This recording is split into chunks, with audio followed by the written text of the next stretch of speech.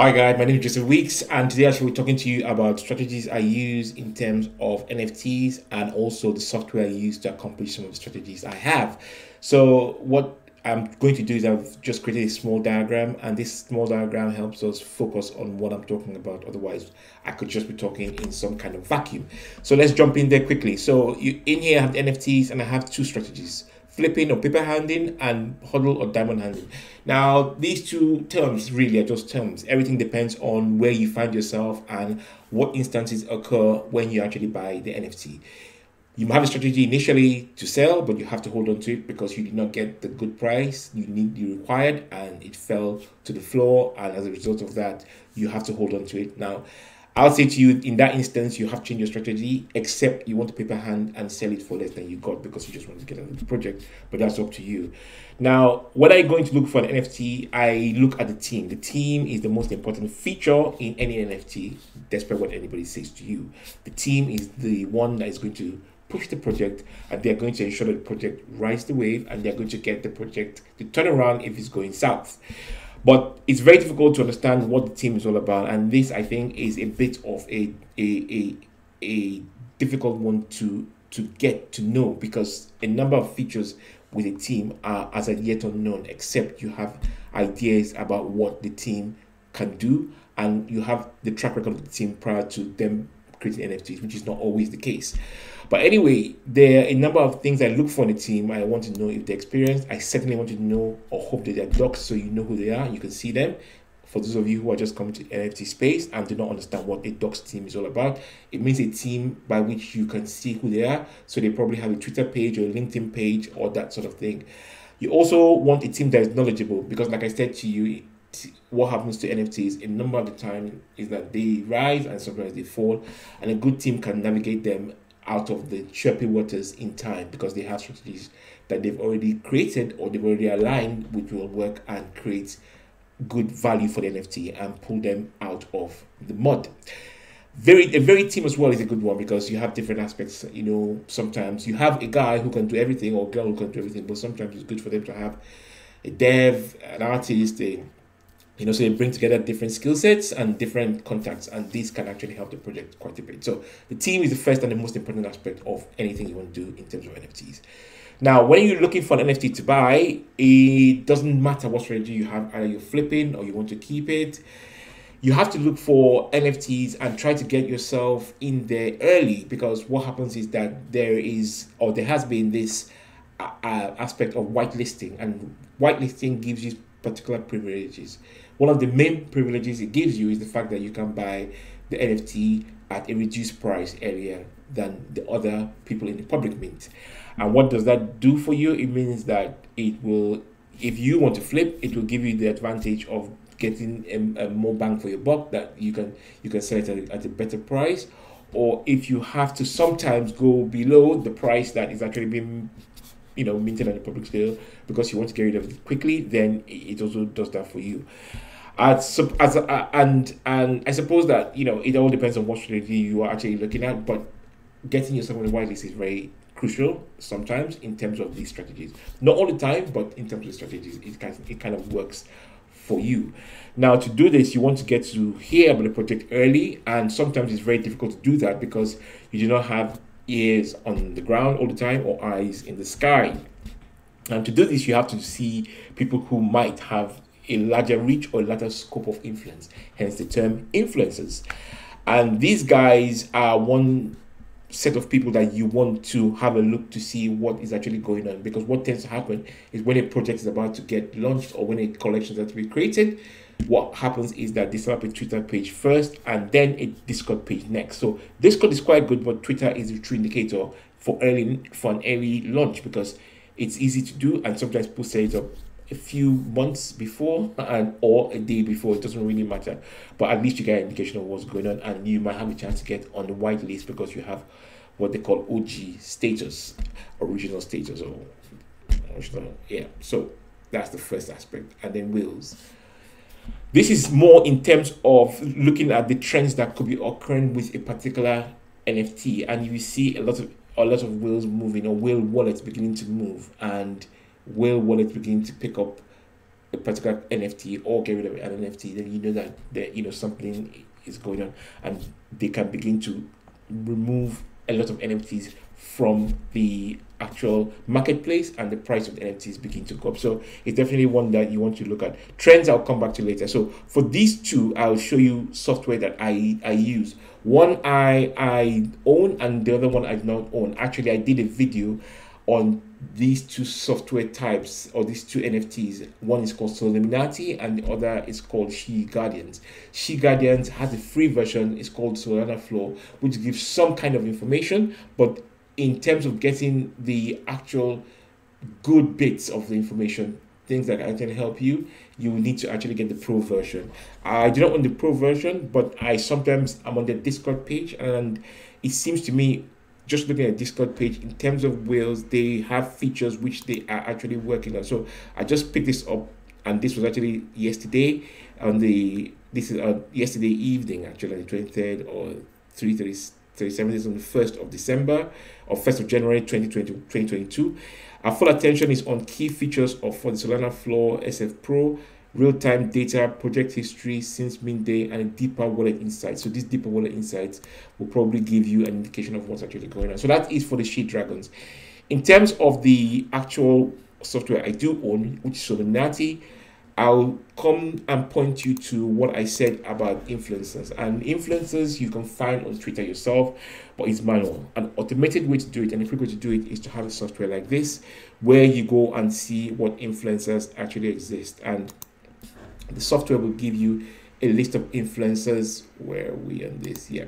So you can see, you can actually come here and you can pick up a number of different influencers, and you can go and look to see what is happening with them. Now, to get the influencers alone is not enough. You have to find out who they're following, because then when they are actually about to launch a product, what tends to happen is they will follow this actual products collections that are going to be launched. So to do this, what you're looking at is a software called Hootsuite, which is free. And Hootsuite, you go in and you type in the name of the Twitter handle of one that is actually being of the influencer, and it'll tell you who they're actually following and the order in which they're following them, which is more critical, so you know how or when they actually followed them, or the most recent one they followed. As you can see, this is mine, and you can see who I'm following. I am no influencer by any stretch of the imagination, but I'm just following these guys because I make videos on my channel, so you know. Right, so that is one of the features that I want, a software on two software types that you can use for this, of finding early projects and trying to get yourself on the whitelist. Now, another aspect of this software, I have to say, is in terms of if you're actually flipping or buying to sell or buying to keep, it doesn't really matter which it is.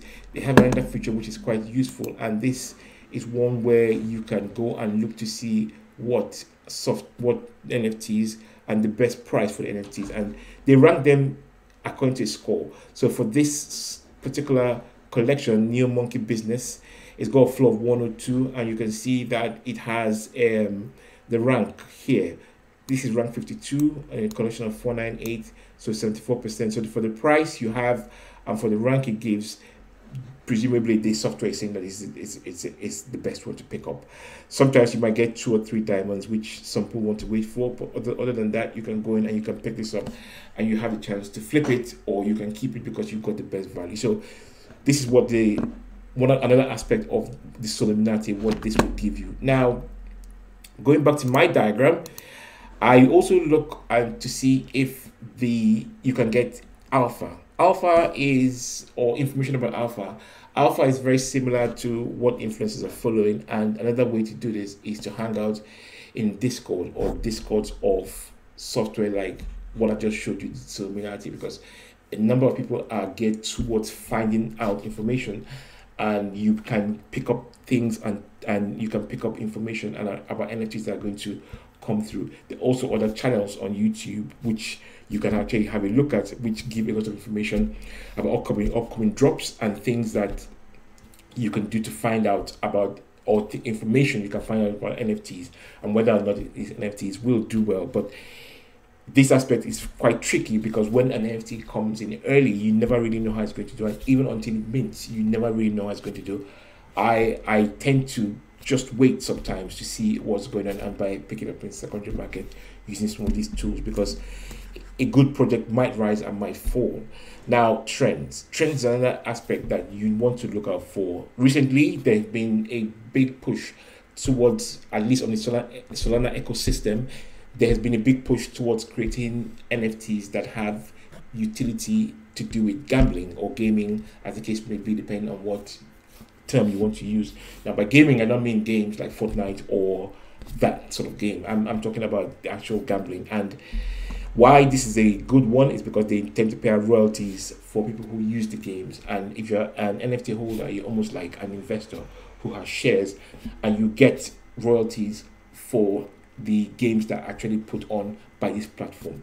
Now, what I've seen on the Magic Eden platform is I've seen a number of these NFTs do quite well. So in terms of popular collections, the collections that are doing well at any particular time, you can see on this list there are two actual NFTs that do with that have to do with gaming.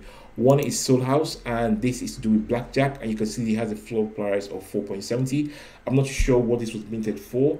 And the second one that has another feature that has to do with gambling is the High Roller Hippo Click, and this has to do with, let me see what they have to do with their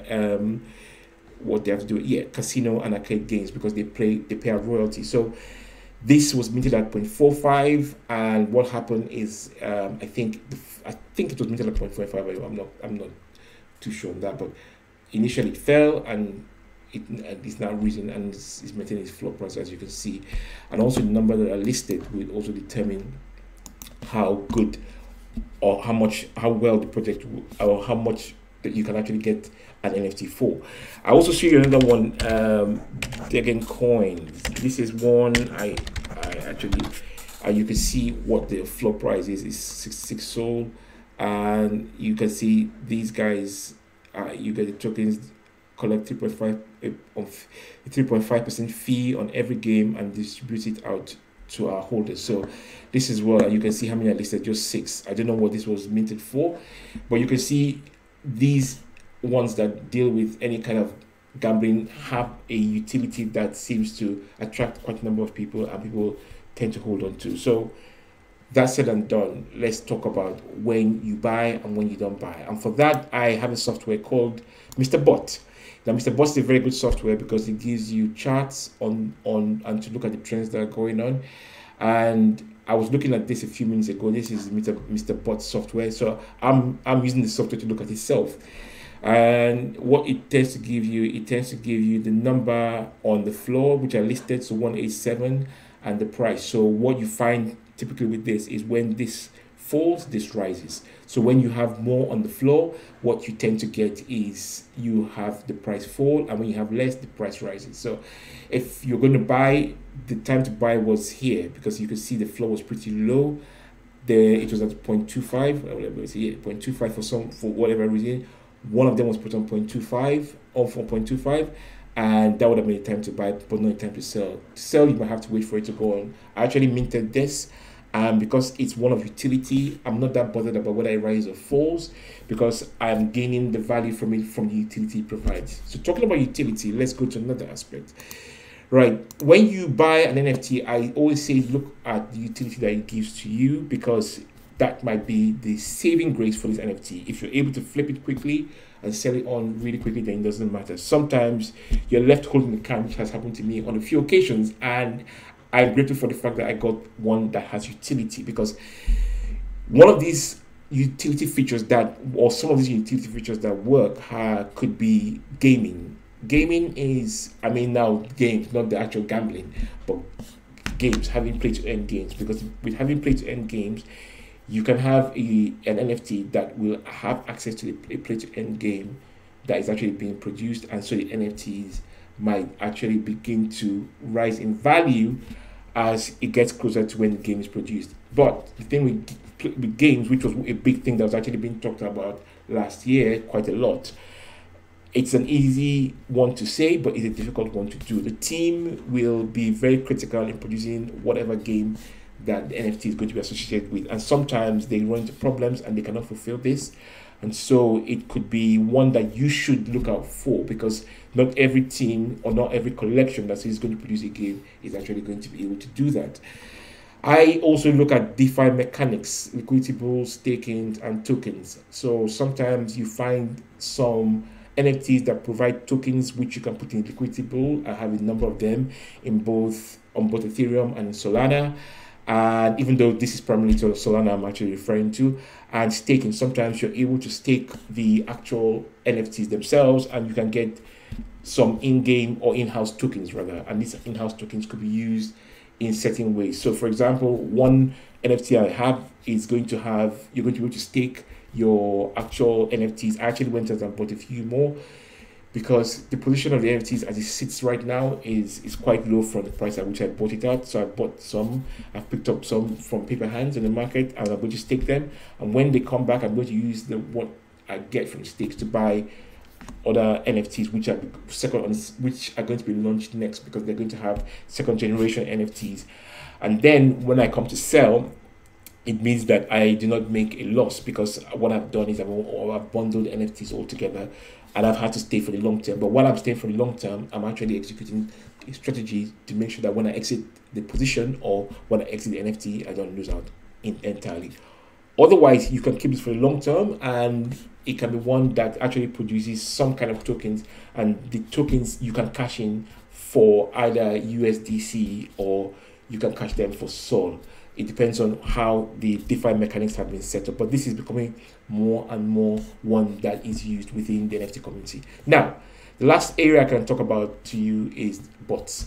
It's an ethical one, because some people think that bots are unethical, but if you think about what happens is people have been minting from contracts from a while. It's just that bots allow you to do it in an automated way, and sometimes they allow you to do a number of them.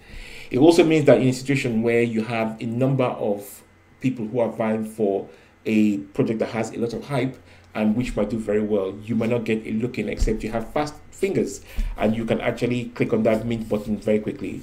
To do this, you might have to utilize a bot which will enable you mint faster than any human hand can do, and the number that you require. So sometimes you're limited to 1 or 2.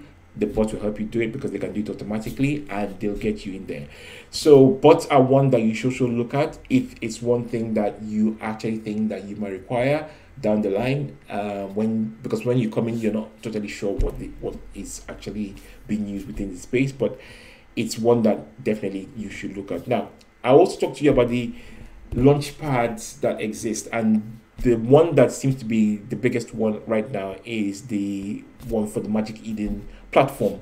That's the Magic Eden Launchpad, and it has a number of advantages. One is I do not know yet whether bots can penetrate this, so it gives a more fair method of minting, even though sometimes they only permit one wallet.